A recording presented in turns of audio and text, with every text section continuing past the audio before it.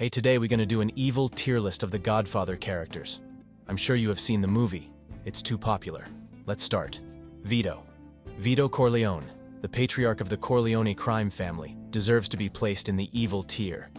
As the powerful and cunning don of the family, he orchestrated numerous criminal activities, including extortion, murder, and racketeering. While he operated under the guise of respectability, his hands were undoubtedly stained with blood. In my opinion, Vito's actions, though portrayed as justified within the context of the film, were morally reprehensible. He ordered hits on rival mobsters, manipulated the legal system, and wielded immense power through fear and intimidation. Despite his noble intentions of providing for his family, the means he employed were unequivocally evil. Sonny Corleone, Vito's eldest son and heir apparent, deserves to be placed in the devil tier, the highest level of evil. His hot-headed temperament and propensity for violence made him a force to be reckoned with. Sonny's actions were often driven by rage and vengeance, leading him to commit heinous acts without remorse. I believe Sonny embodied the essence of pure evil. He brutally beat up his sister's husband, Carlo, and later had him murdered in retaliation for his role in the assassination attempt on his father. Sonny's lack of restraint and his willingness to resort to extreme violence against even his own family members solidify his place in the devil tier. Fredo. Let's talk about Fredo, the black sheep of the Corleone family. This guy's not exactly a saint, but he's not the devil incarnate either. I'd slap him right in the somewhat evil tier. See, Fredo's not really cut out for the whole crime boss gig. He's a bit of a screw-up, always messing things up and disappointing his old man, Vito. But that doesn't mean he's completely innocent. Fredo's weakness and greed led him to betray his own family, and that's a big no-no in the Corleone world. When he got mixed up with that scumbag Hyman Roth, Fredo essentially sold out Michael, his own blood. That's a low blow, my friends. Sure, he didn't pull the trigger himself, but he set the stage for some serious carnage. That's why Fredo can't escape the somewhat evil label, even if he's not as bad as his hot-headed brother Sonny. Connie Corleone. Now, let's talk about Connie, the only daughter of the Corleone clan. This girl's been through some rough times, let me tell ya. But when it comes to pure evil, she just doesn't quite make the cut. Connie's not exactly a saint, either. She's got a fiery temper and a mouth that could make a sailor blush. But here's the thing. Connie's actions, as extreme as they were, came from a place of hurt and desperation. She was stuck in a toxic marriage, and she lashed out in the only way she knew how. It's not right, but it's understandable. At the end of the day, Connie's just a woman trying to survive in a man's world, a world full of crime and violence. She's not innocent, but she's not pure evil either. That's why I'm putting Connie smack dab in the neutral tier. She's caught in the middle. Not quite good, but not quite bad enough to earn a worse label. Luca Brasi, the brutal enforcer for the Corleone family, undoubtedly deserves to be placed in the evil tier. His actions throughout the film solidify his status as a ruthless and uncompromising individual. Brasi's reputation as a skilled hitman and intimidator was well earned. He was responsible for carrying out numerous acts of violence on behalf of the Corleone family, including beatings, murders, and other forms of retaliation against those who crossed them. His unwavering loyalty to the Corleones and his willingness to resort to extreme measures make him a formidable and dangerous presence. Furthermore, Brasi's apparent lack of remorse or moral qualms about his actions is a testament to his evil nature. He carried out his duties with a cold, calculated efficiency, seemingly devoid of any ethical considerations. In my analysis, Luca Brasi's role as the family's enforcer and his propensity for violence and intimidation place him firmly in the evil tier. He was a vital cog in the Corleone criminal empire, enabling and perpetuating their unlawful activities through brute force and fear. Virgil Soloo, the ruthless narcotics kingpin, deserves to be placed in the highest tier of evil, the devil tier. His actions and motives throughout the film demonstrate a level of depravity and disregard for human life that few other characters can match. Soloo's primary objective was to expand his drug empire by involving the Corleone family in his narcotics trade. To achieve this goal, he orchestrated a brutal assassination attempt on Vito Corleone, the family's don. Soloo's actions were driven by pure greed and a lust for power, with no regard for the lives he destroyed or the families he tore apart. His willingness to eliminate anyone who stood in his way, including respected figures within the criminal underworld, showcases his utter lack of moral boundaries. Moreover, Solozzo's calm and calculated demeanor while planning and carrying out these acts of violence further solidifies his place in the devil tier.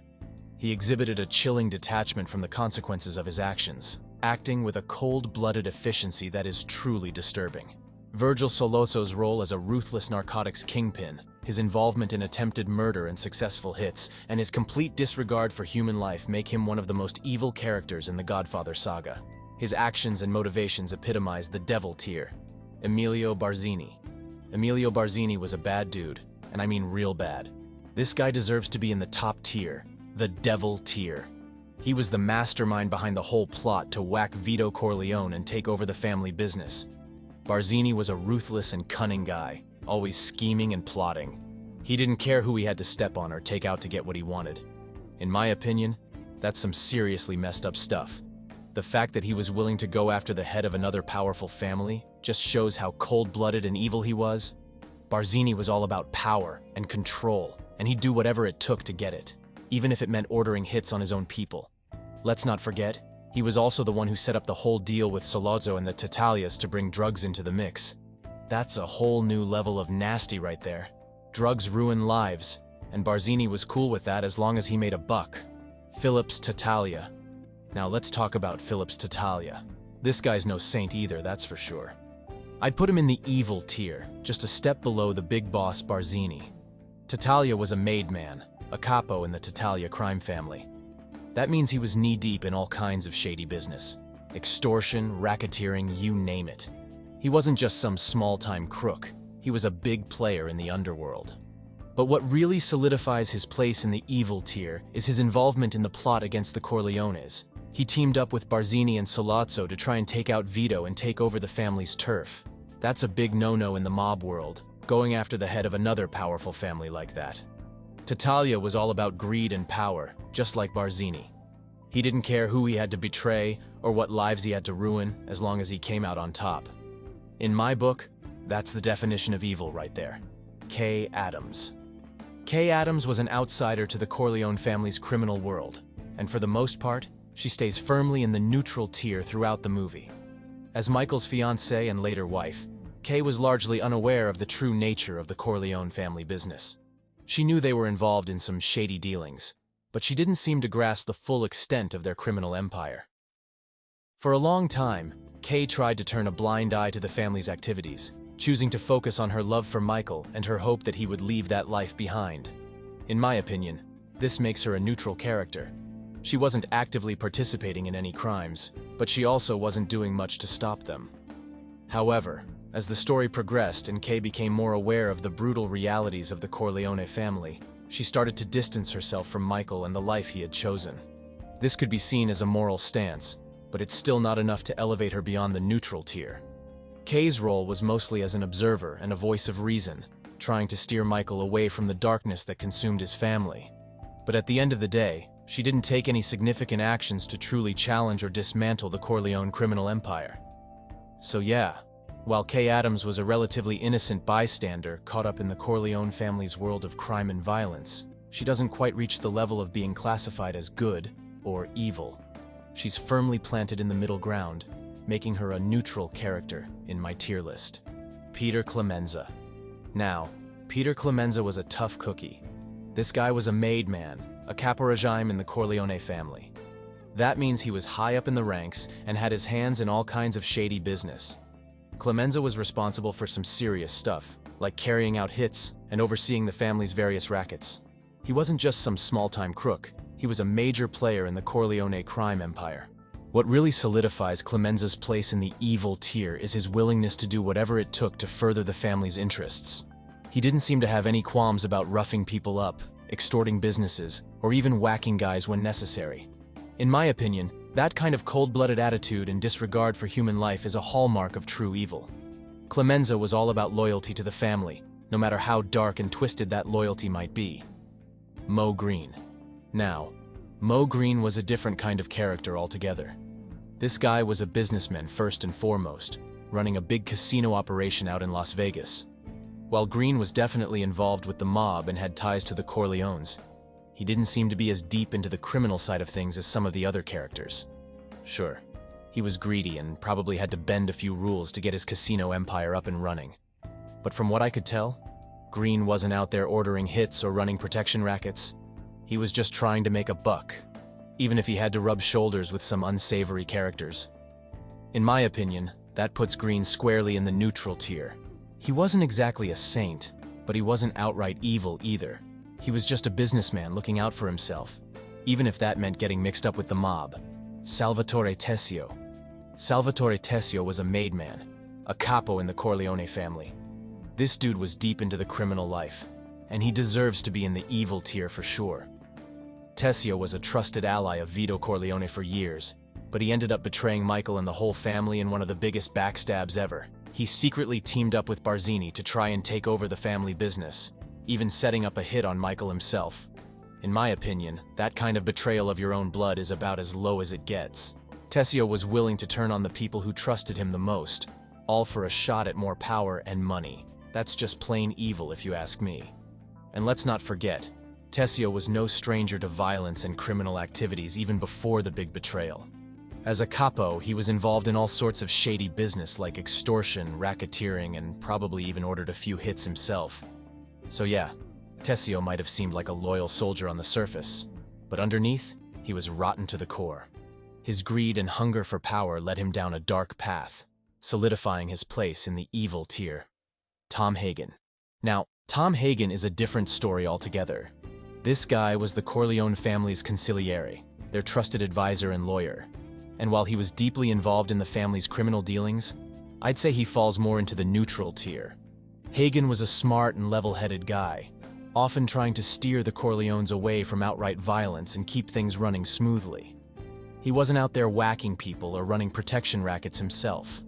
Sure, Hagen knew about all the illegal activities and probably helped cover up a lot of shady dealings, but in my opinion, he was more of a facilitator than a true evildoer. His role was to provide legal advice and keep the family out of too much hot water. At the end of the day, Hagen seemed to genuinely care about the Corleone family and wanted to protect them, even if that meant getting his hands a little dirty. He wasn't a saint by any means, but he also wasn't a cold-blooded killer or a power-hungry maniac. So while Tessio was deep in the evil territory, willing to betray his own family for personal gain, Hagen stays firmly planted in the neutral zone. He was a guy just trying to do his job and look out for his people, even if that job was tied to the criminal underworld. Johnny Fontaine was a famous singer who was closely tied to the Corleone family. While he wasn't a made man or directly involved in their criminal activities, I'd still place him in the somewhat evil tier. The reason for this is that Fontaine was fully aware of the Corleone family's criminal dealings and had no qualms about using their influence and muscle to further his own career.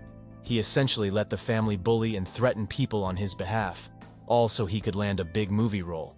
Now, Fontaine himself didn't get his hands dirty with any violence or illegal activities, but in my opinion, being willing to let a powerful crime family do your dirty work for personal gain is still a pretty shady move.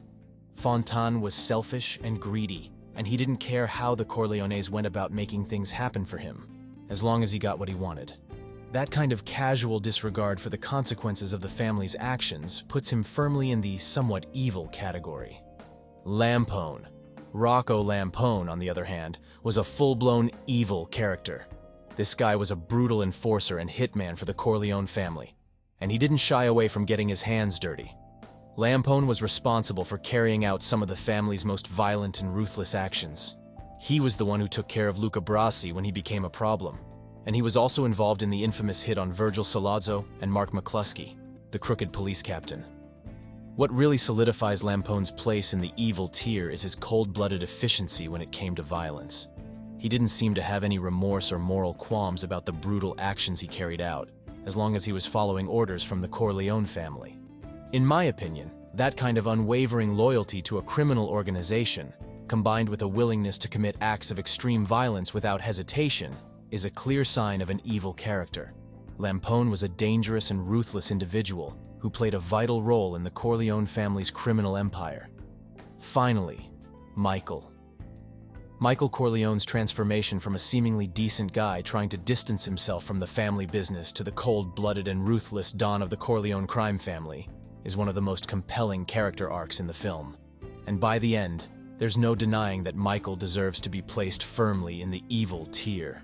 At first, Michael appeared to be the one Corleone who might escape the life of crime, but after his father's near assassination and his involvement in the brutal killings of Sollozzo and McCluskey, a darkness began to take hold within him. As he ascended to the head of the family, Michael became increasingly calculating, manipulative, and morally compromised. He orchestrated the brutal murders of his enemies, including his own brother-in-law Carlo, without batting an eye. The famous scene of him coldly having Clemenza's men take care of Carlo solidifies his descent into evil.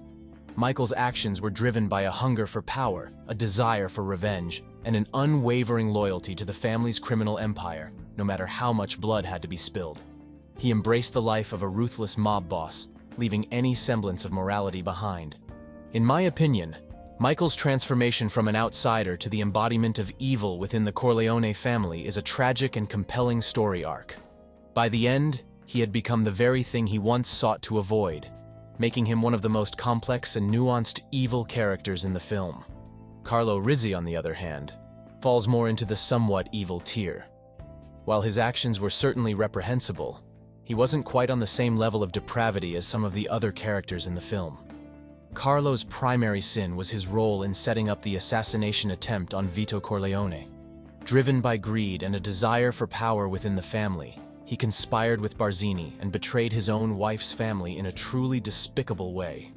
However, Carlo himself didn't seem to be directly involved in any acts of extreme violence or cold-blooded murder. His role was more that of a facilitator, a weak-willed individual who allowed himself to be manipulated by more powerful forces. Additionally, Carlo's motivations, while selfish and greedy, didn't seem to be driven by the same level of pure malice and disregard for human life that characterized some of the more evil characters in the film.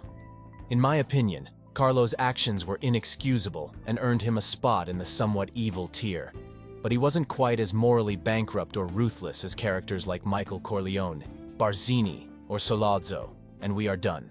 So what you think about the tier list? Do you want to make some changes? Let me know in the comments. Which series, your movie, or even a game you want to see next? Let me know that too. Finally, subscribe to the channel. Thanks for watching.